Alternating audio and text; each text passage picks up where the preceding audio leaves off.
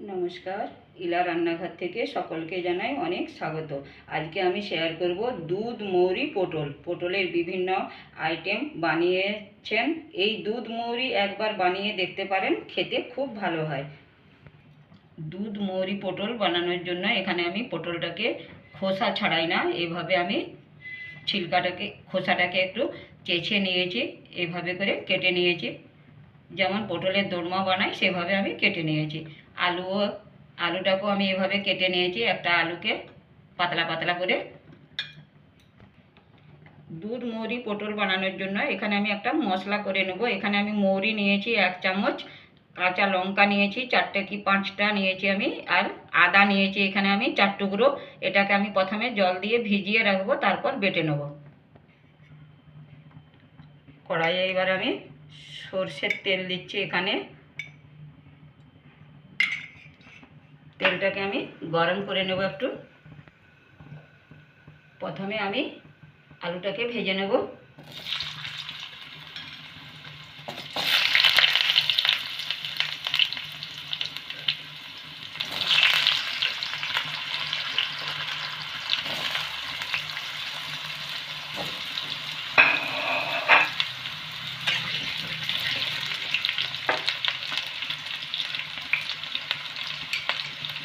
একটু নুন দিলাম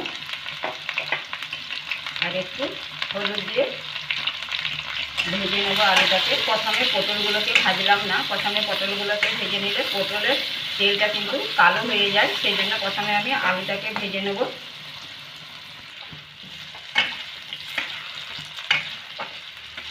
আলুটাকে ভেজে নিয়েছি, এবার আমি তুলে নেব।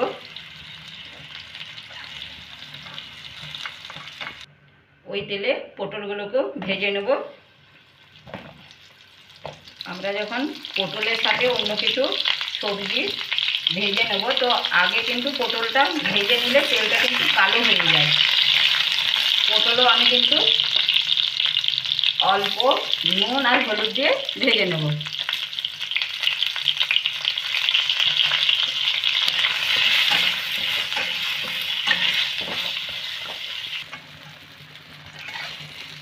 পটলগুলো ভেজে নিয়েছি, তুলে নেব এবার।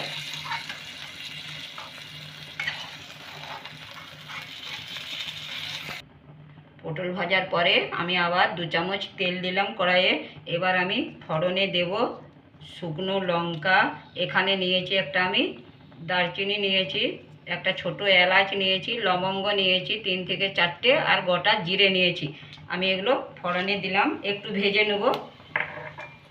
ফোড়ন থেকে একটা সুন্দর গন্ধ বেরোচ্ছে। এবার আমি আদা বাটা, মৌরি আর কাঁচা লঙ্কা বাটাটা দিয়ে দেব।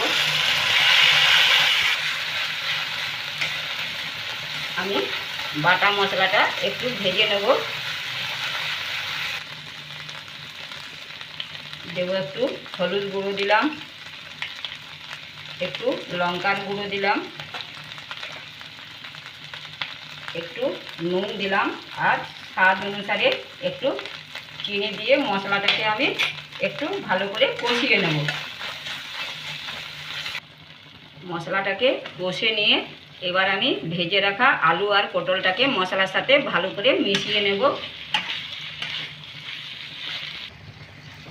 মশলার সাথে ভালো করে মিশিয়ে নিয়েছি। এবার আমি গ্রেভির জন্য এখানে দেব দুধ দেব। এখানে আমি 1 বাটি দুধ নিয়েছি।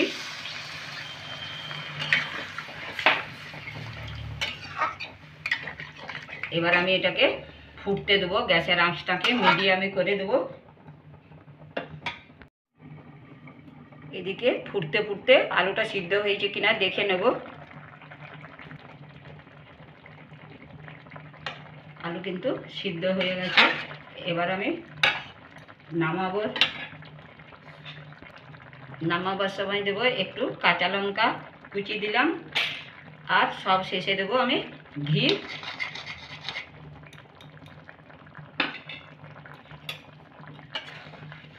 ভালো করে আমি সবজির সাথে মিশিয়ে নেব। এবার আমি নামিয়ে নেব।